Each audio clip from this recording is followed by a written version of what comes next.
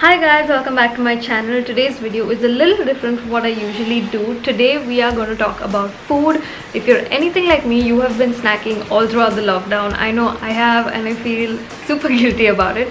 So these are some recipes that are slightly on the healthier side, snacks that you will not feel guilty about eating, and you can have them either for breakfast, for like an evening snack, or just throughout the day. So yeah, let's get started.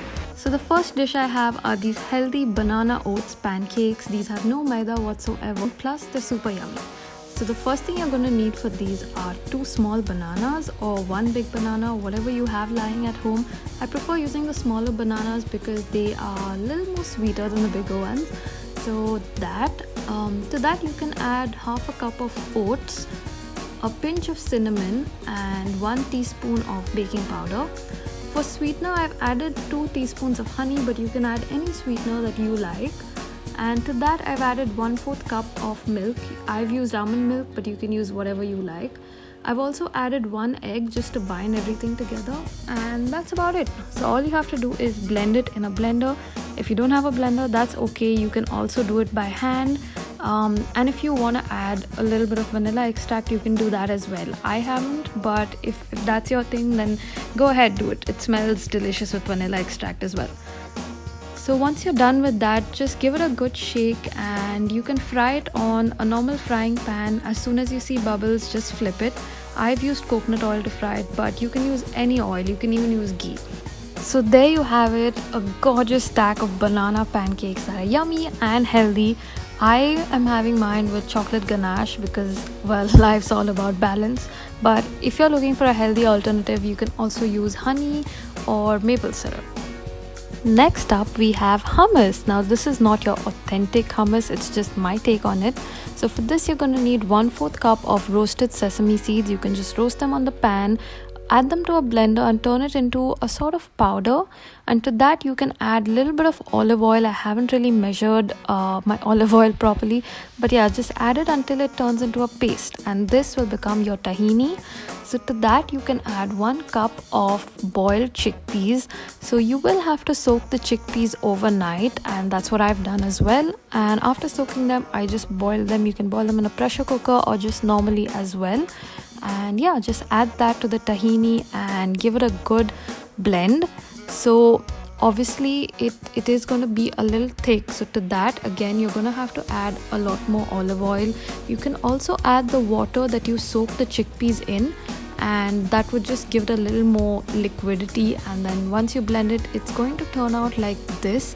So this is the texture that I like for my hummus, but you can just keep adding oil if you want it to be thinner. And to that I've added a little bit of cumin, a few cloves of garlic and half a lemon. So I've just squeezed the lemon into it to give it that tanginess, and yeah, just keep blending it until you achieve the texture that you like. I like my hummus to be nice and grainy, so this is what I have. I've also topped it off with a little bit of olive oil. I like having my hummus with pita bread or with crackers, but you can have it with anything that you like. Our next dish is homemade granola. For this you're going to need half a cup of oats, half a cup of chopped almonds, half a cup of pumpkin seeds, 1/4 cup of sunflower seeds and 1/4 cup of flax seeds.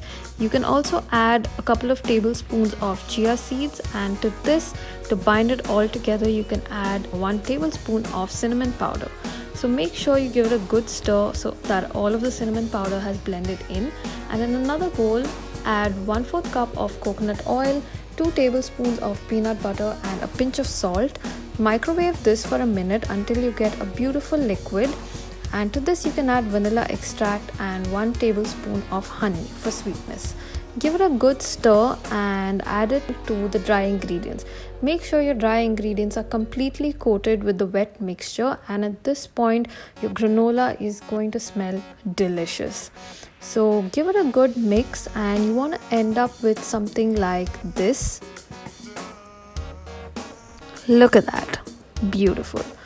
So at this point you can just get your baking tray out, line it with a piece of parchment paper and put your granola onto the sheet. Make sure it's nice and thin and even, and just spread it out nicely. So once you're done with that, you can just pop it into the oven for about 15 to 20 minutes at 170 degrees Celsius until it turns a beautiful golden brown. I left mine in the oven for a little bit longer, so it turned too brown, but that's okay, it still tastes delicious. And yeah, you have a snack that you can eat all day long. I absolutely love this, and once you make granola, you're not going to go back to the store-bought stuff. So that's it for this video. All of the recipes are in the description box below, and if you enjoyed this video, don't forget to give it a big thumbs up and subscribe to my channel. I will see you guys in my next video. Bye.